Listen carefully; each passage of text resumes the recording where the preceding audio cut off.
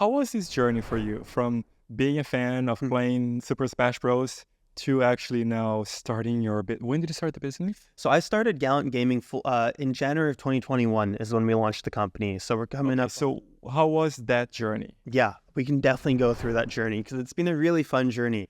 So as I said, I've been gaming my entire life, and my first taste of competitive gaming, I actually went to a Super Smash Bros. Tournament at a community center. So somebody was hosting a Super Smash Bros. Brawl tournament when I was in the 9th grade, I want to say, at Marpole Community Center. Here in Vancouver. Here in Vancouver, yep. And I got to experience my first in-person tournament environment for the game. And I was hooked right off the bat. I made some friends there. A couple of them went to my high school. And then so at my high school, I started an esports club. Basically, I wanted a way for folks who played games in my high school to get together and meet other gamers and have this social element. My entire life, I've been an event organizer. Bringing people together has always been something important to me. And so bringing people together around gaming, once a week, we would meet up at lunch in one of the classrooms in the school and just game and talk about gaming and hang out and meet other nerds at the time, because back then gaming still was a very nerdy thing. And I started hosting tournaments for high schoolers only, basically. When I was in high school for about 2 years, I hosted tournaments every month for high schoolers only.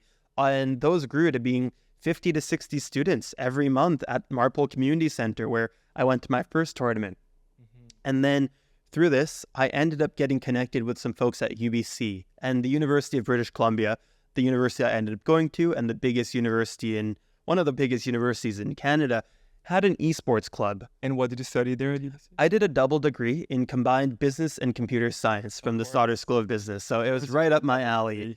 Yeah, business and computer science, it kind of goes hand in hand with the career I have today. And are you good in math? That's the part I'm not so good at. That's why I didn't do a full comp sci degree. That's why I put the business side on there. I'm good enough at math, but okay. Sorry, I interrupted. No, totally okay. So what happened? I met the folks at UBC Esports, and they did not have a Smash Brothers club at the time, or a Smash Bros department in the club. They were mainly on StarCraft, which is a legendary old school esports game. One of the godfathers of esports is StarCraft, and Dota and League of Legends, but no fighting games. So I started the Smash Bros department at UBC. So I spent 4 years at UBC as a part of the UBC Esports Association, leading and founding their Smash Bros department.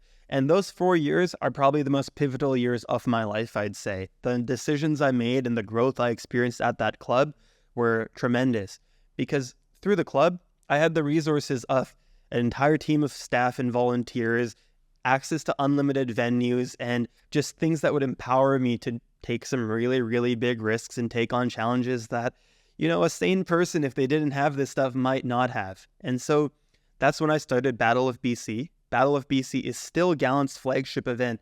And I started that when I was 18 in first year of university. And so started out as 450 people, and now we're at 2,500. So competitors, yeah. Wow. So yeah. So you started that competition there. Yep.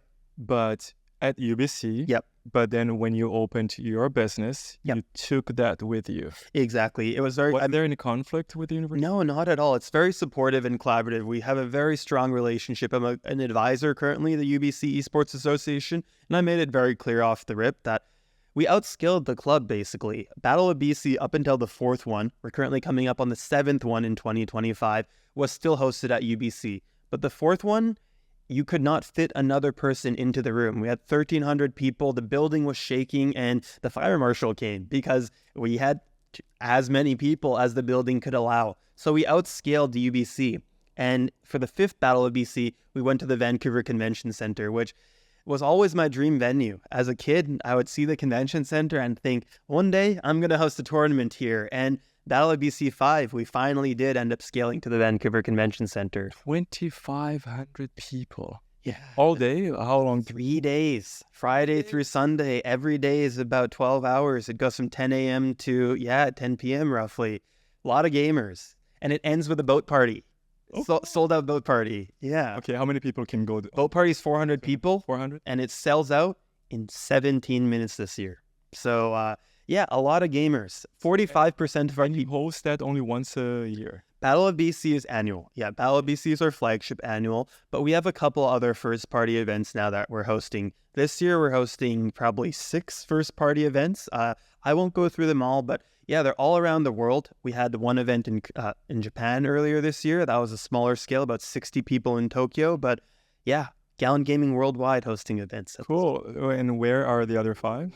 So the other 5 are Pacific Northwest. We have Surrey, Richmond, Seattle, and then we also have one in Florida. So Kissimmee, Florida. And then, yeah, Japan on top of that. So that's where the 5 are.